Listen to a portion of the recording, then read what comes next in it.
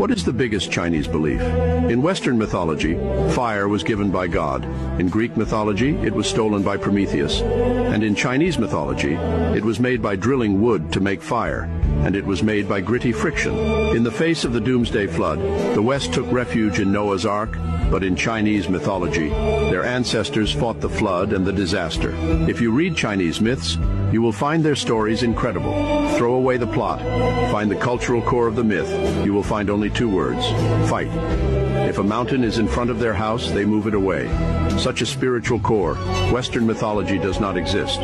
Western mythology is to listen to God's arrangement. Each country has the legend of the sun god. In tribal times, the sun god has absolute authority. Throughout all the myths of the sun god, you will find that only the Chinese myths have the courage to challenge the sun god story. There is a person, because the sun is too hot to chase the sun, want to pick the sun down.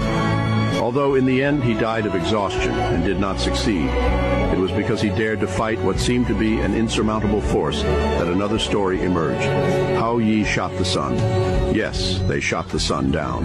The Chinese ancestors used this story to tell their descendants that they could lose, but they could not give in. The Chinese people grew up listening to such fairy tales. The spirit of courage to fight had become genetic, and they did not realize it, but as strong as our ancestors. A girl drowned in the sea. He turned into a bird resurrection, want to fill the sea. This is the struggle. A man, because of the challenge of heaven and earth, was cut off the head, but he did not die, but continued to fight with an axe. This is also a struggle. Every nation's myth has its own brand, but have you ever seen a nation's myth has so many stories of the struggle between heaven and earth? Every civilization was theistic in its early days, but the Chinese were the only ones that did not fear God.